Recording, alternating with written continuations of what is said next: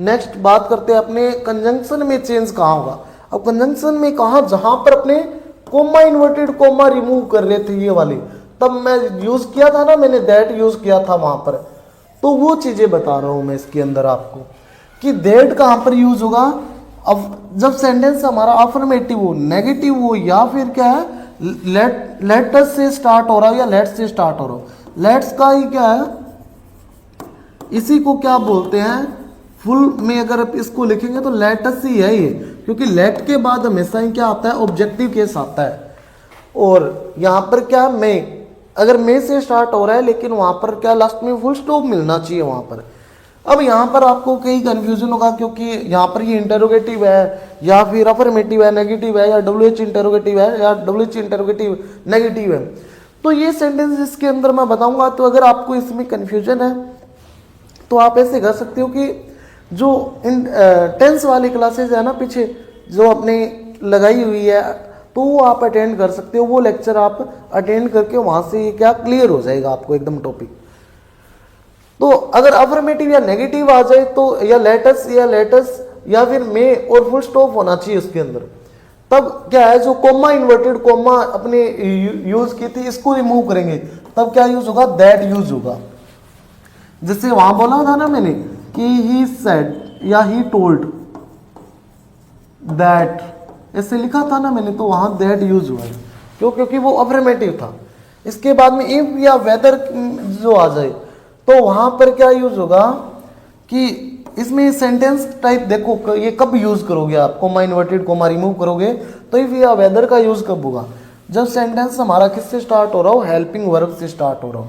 और helping verb में जैसे do, does, did, is, am, are, was, were, या फिर has, have, had, shall, should, will, would, may, might, must, can, could, ये आ जाए।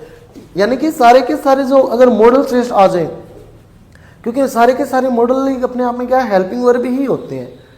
इसके बाद में क्या है कि या कोई अदर हेल्पिंग वर्ब आ जाए, और इसके बाद में क्या मिलेगा आपको, इनके बाद में क्वेश्चन मार्क मिलेगा, क्वेश्चन मार्क मिलेगा वहां पर।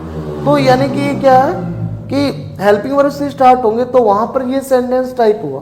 तो अगर हेल्पिंग वर्ब से स्टार्ट हो रहा है तो जो आप कोमा या इन्वर्टेड कोमा रिमूव करोगे तो आप उसको रिप्लेस करके क्या यूज करोगे, इफ या वेदर यूज कर दोगे। वो मैं बताऊंगा आगे कि कहाँ इफ यूज होगा और कहाँ पर वेदर यूज होगा, क्योंकि इसमें भी कंडीशन होती है।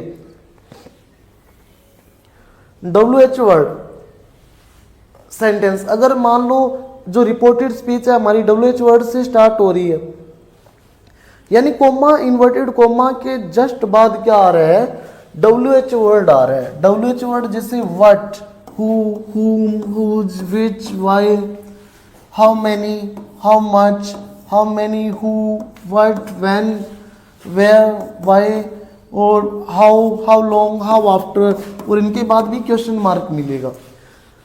अब जब इनके बाद भी क्वेश्चन मार्क मिलेगा तो ये क्या है, जब इसमें जब कोमा इन्वर्टेड कोमा रिमूव होगी तो ये वर्ड सेम के सेम ही यूज होंगे। फिर वहां पर कोमा इन्वर्टेड कोमा को रिमूव करके कोई अदर वर्ड यूज नहीं करना है अपने को। इसके बाद में कोमा इन्वर्टेड कोमा को रिप्लेस जब करेंगे तो टू कब यूज होगा। टू में देखो आप, पहली कंडीशन जब V1 नो से स्टार्ट हो, यानी इंपेरेटिव सेंटेंस हो। इंपेरेटिव सेंटेंस कौन सा होता है, जो V1 से स्टार्ट होता है, और इनके लास्ट में क्या मिलेगी, फुल स्टॉप मिलेगा आपको, ठीक है ना। तो ये क्या है, इंपेरेटिव सेंटेंस में जब आप कोई सेंटेंस जो रिपोर्टेड स्पीच है उसमें वो इंपेरेटिव सेंटेंस है, तो वहां पर आप कोमा इन्वर्टेड कोमा रिमूव करोगे तो क्या यूज करोगे, टू यूज करोगे। ऐसे ही अगर वो डू नॉट या डोंट से स्टार्ट है और लास्ट में क्या है, फुल स्टॉप है सेंटेंस के, तो वहां पर भी आप क्या यूज करोगे, टू यूज करोगे, कोमा इन्वर्टेड कोमा को रिमूव करके। अगर रिपोर्टेड स्पीच हमारी प्लीज या काइंडली से स्टार्ट हो रही है तो भी आप टू यूज करोगे, और लेट प्लस ऑब्जेक्ट से स्टार्ट हो रही है तो भी आप टू यूज करोगे, क्योंकि अभी मैंने बताया था ना आपको कि लेट के जस्ट बाद क्या आता है, ऑब्जेक्टिव केस आता है।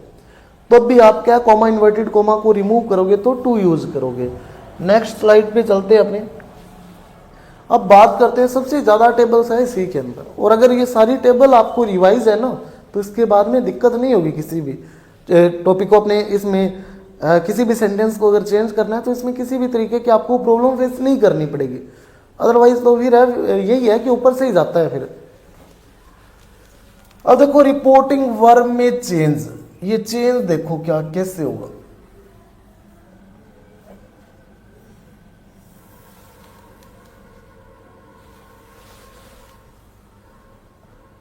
रिपोर्टिंग वर्ब में चेंज देखो कैसे होगा कि अगर डायरेक्ट स्पीच में हमारी रिपोर्टिंग वर्ब ये मिल जाए इधर वाली, तो सेंटेंस टाइप क्या होगा, और फिर इनडायरेक्ट में वो क्या बनेगा। तो इसमें देखो अगर आ जाए सीधा से आ जाए, और यानी डायरेक्ट वर्ब मैंने बताई थी ना अभी, वर्ब रिपोर्टिंग वर्ब कि कोमा इन्वर्टेड कोमा से पहले क्या, जैसे सब्जेक्ट आ गया, फिर सब्जेक्ट के जस्ट बाद वर्ब आएगी, फिर ऑब्जेक्ट आएगा, फिर कोमा इन्वर्टेड कोमा आएगी, यही बताया था 2 मिनट पहले। तो वहां पर क्या कि अब देखो अगर वहां पर वर्ब में जैसे सेड टू आ गया, टोल्ड टेल आ गया, तो वहां पर देखो अगर वो से है और सेंटेंस हमारा अफर्मेटिव या नेगेटिव है, तो से का से ही रहेगा, नो चेंज। इसके बाद में अगर सेज है और सेंटेंस हमारा अफर्मेटिव नेगेटिव है, तो ये भी क्या है, इनडायरेक्ट जब बनाएंगे तो उसमें सेज ही रहेगा। लेकिन अगर इसके साथ क्या है, इनके साथ क्या लग जाए, टू लग जाए, जैसे यहाँ तो ओनली सेज था बट यहाँ क्या से टू है, तो ये किस में चेंज हो जाएगा, लेकिन सेंटेंस अफर्मेटिव या नेगेटिव होना चाहिए, तो ये क्या है, किस में चेंज होगा, टेल में चेंज होगा। किस में चेंज हो जाएगा, ये टेल में चेंज होगा। अगर आपको ये समझ में नहीं आ रहा है कि अफर्मेटिव कौन सा है, नेगेटिव कौन सा है, इंटेरोगेटिव कौन सा है और इंटेरोगेटिव नेगेटिव कौन सा है, WH वर्ड कौन सा है, WH नेगेटिव कौन सा है, तो वो फिर आपको वही है कि टेंस वाली क्लासेज अटेंड करनी पड़ेगी। इसके बाद में अब वहां सेज था, लेकिन उसके साथ अगर टू लग जाए तो यहाँ पर क्या है, टेल्स में चेंज हो जाएगा। यहाँ पर एस नहीं है ना, तो इधर भी एस नहीं है, इधर एस है तो इधर भी क्या लग गया, एस लग गया। इधर देखो एस था तो इधर भी एस है, इधर एस नहीं है तो इधर भी एस नहीं है, ये चीज ध्यान रखना। अब बात करते हैं सेड की। सेड में अगर आप वो अफर्मेटिव या नेगेटिव सेंटेंस हो रिपोर्टेड स्पीच में, तो वो किस में चेंज हो जाएगा, सेड में का सेड में ही चेंज होगा, यानी नो चेंज। अगर आ जाए सेड टू आ जाए, अफर्मेटिव या नेगेटिव सेंटेंस है, तो सेड टू किस में चेंज होगा, टोल्ड में चेंज होगा। इससे से या सेज आ जाए और सेंटेंस हमारा इंटेरोगेटिव है, फिर भले ही वो WH इंटेरोगेटिव हो या फिर हेल्पिंग वर्ब से स्टार्ट हो रहा, तो ये किस में चेंज होगा, आस्क में चेंज होगा, आस्क। इसके बाद में सेड या सेड टू आ जाए और सेंटेंस इंटेरोगेटिव है, तो ये किस में चेंज होगा, आस्क में चेंज हो जाएगा। इंटेरोगेटिव होगा तो यहाँ पर सेड या सेड टू होगा तो आस्क में, ऐसे सेड या सेड टू है और सेंटेंस रिपोर्टिंग वर्ब स्पीच जो है वो लेट से स्टार्ट हो रही है, ये किससे स्टार्ट हो रही है, लेट से स्टार्ट हो रही है, तो वहां पर आप क्या है, रिक्वेस्टेड यूज करोगे। क्या यूज करोगे, रिक्वेस्टेड। इसके बाद में सेड या सेड टू आ जाए और ये क्या लेटस या लेटस से स्टार्ट है, तो वहां आप क्या यूज करोगे, रिपोर्टेड वर्ब में सेड या सेड टू की जगह सजेस्टेड टू यूज करोगे, क्योंकि ये क्या है, सजेशन देने के लिए किया जाता है। इसके बाद में बात करते हैं अपने नेक्स्ट, अगर सेड या सेड टू आ जाए और सेंटेंस हमारा इंपेरेटिव, वो इंपेरेटिव अभी थोड़ी देर पहले बताया था कि जो V1 से स्टार्ट होगा वो इंपेरेटिव होगा, तो वहां पर आप फिर इनके रिप्लेस करके आप क्या लिखोगे, अगर ऑर्डर दे रहा है तो ऑर्डर लिख दोगे, एडवाइस दे रहा है सेंटेंस के अंदर तो एडवाइस्ड लिख दोगे, सजेशन दे रहा है तो सजेस्टेड लिख दोगे, और कमांड दे रहा है तो कमांडेड लिख दोगे। इसके बाद में बात करते हैं सेट, ये क्या है, ये या सेट टू आ जाए और डू से स्टार्ट हो रहा है और लास्ट में क्या दिया हुआ है, फुल स्टॉप दिया हुआ है, तो वहां पर आप इनको रिप्लेस करके आप क्या यूज करोगे, या तो ऑर्डर या फिर कमांडेड यूज करोगे, या फिर ऑर्डर्ड या फिर कमांडेड यूज करोगे। ऐसी सेट है, ये क्या है, डू नॉट, या जो सेंटेंस टाइप है वो क्या है, हाँ यहाँ पर डू नॉट या डोंट आ जाए, क्या मिले आपको, डू नॉट या डोंट मिले, तो सेड किस में चेंज हो जाएगा, फॉरबैडेड। फॉरबैडेड क्या होता है, मना करना, या ऑर्डर्ड या फिर रिक्वेस्टेड यूज करोगे आप सेड टू की जगह।